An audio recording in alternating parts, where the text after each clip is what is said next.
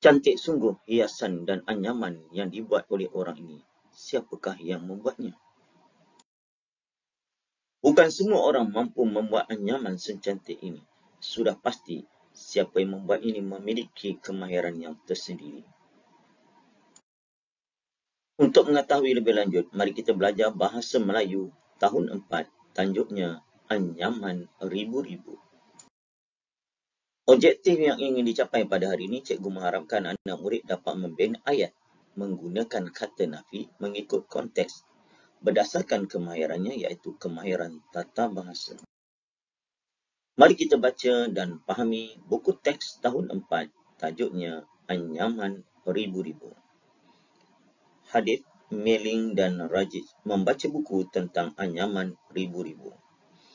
Ribu-ribu ialah sejenis tumbuhan paku pakis yang boleh dibuat anyaman. Penggunaan ribu-ribu bukan sahaja di Sabah, tetapi juga di Kelantan dan di Terengganu. Cara untuk membuat anyaman ribu-ribu sebenarnya tidak sukar, namun memerlukan kesungguhan. Langkah awal untuk menghasilkan produk berasaskan tumbuhan ini adalah seperti yang berikut. Pertama, batang ribu-ribu serta akarnya dicabut menggunakan tangan, tempat kosong, cangkul. Manakala yang kedua, hanya bahagian pangkal ribu-ribu saja dibelah menggunakan pisau kecil. Belahan seterusnya pada batang ribu-ribu perlu menggunakan jari supaya seimbang, tempat kosong, mudah putus dan rosak. Cikgu nak kamu fokuskan kepada tempat kosong yang mana kamu kena isikan kata nafi nanti. Ya. Yang ketiga, helaian ribu-ribu yang telah kering diraut dengan pisau. Helaian tersebut, tempat kosong, boleh terkena air sebelum digunakan. Dan yang keempat, helaian ribu-ribu diukur tempat kosong dengan pisau, tetapi dengan memasuknya ke dalam lubang tudung tin yang ditebuk. Apa kata Munsi Cilik tentang kata nafi?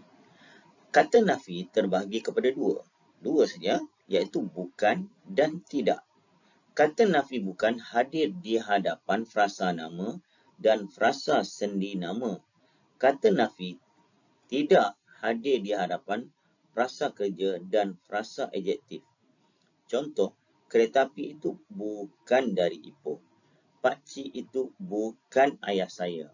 Itu bukan, dia hadir di hadapan frasa nama dan frasa sendi nama. Yang kedua, tengok sini.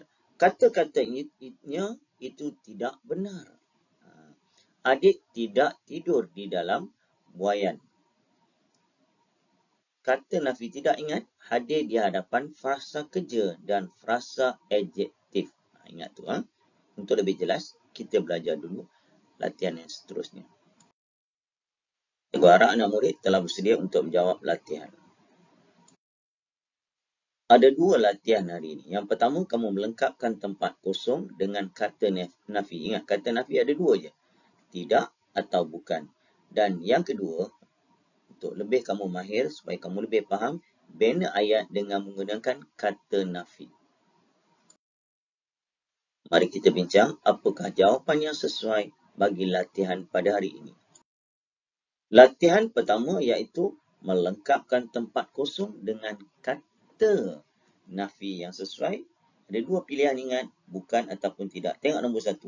Penggunaan ribu-ribu bukan sahaja di Sabah tetapi juga di Kelantan dan Terengganu. Bukan, ya, yang pertama. Yang kedua, cara untuk membuat anyaman ribu-ribu sebenarnya tidak sukar, namun memerlukan kesungguhan. Nombor 2, tidak sukar.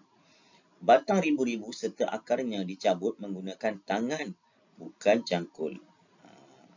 Sebab dia mudah rosak, bukan cangkul.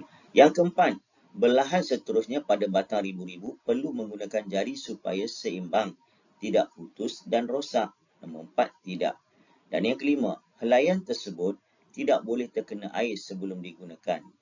5, tidak. Dan yang terakhir sekali, nombor 6, helaian ribu-ribu diukur bukan dengan pisau, tetapi dengan memasukkannya ke dalam lubang tudung tin yang ditebuk. Latihan yang kedua, bina ayat menggunakan kata nafi. Contoh ayat pertama. Jam tangan itu bukan milik Mia. Ya, bukan milik Mia. Yang kedua, Saya tidak mahu pergi ke rumah itu lagi. Tidak. Yang ketiga, Amran tidak suka membaca buku hingga larut malam. Tidak suka. Larut malam maksudnya selepas pukul 12, pukul 1. Kalau murid hari persekolahan, nanti mengantuk. Yang keempat, Maria tidak gemar makan buah durian. Tidak gemar. Ada murid-murid sekarang cikgu tengok tak suka makan durian walaupun raja buah durian musangking. Yang kelima, mereka tidak dapat menyiapkan kerja sekolah. Tidak. Dan yang akhir sekali, Surya tidak mahu mendengar nasihat abangnya. Tidak juga. Sebagai rumusan dan penutup berdasarkan tajuk yang kita pelajari pada hari ini iaitu anyaman ribu-ribu. Biasa kita dengar anyaman tika. Biasanya kalau di Malaysia ni dikatakan orang asli yang mahir membuat anyaman. Namun begitu, kalau kita tak belajar, kita tak tahu kemahiran, kebolehan yang diwarisi dari datuk nenek moyang kita seharusnya kita pelajari. Khususnya buat generasi sekarang supaya generasi berikutnya dapat mengenali, dapat mengetahui tentang apa saja produk tradisional di negara kita ini. Khususnya berkaitan dengan anyaman.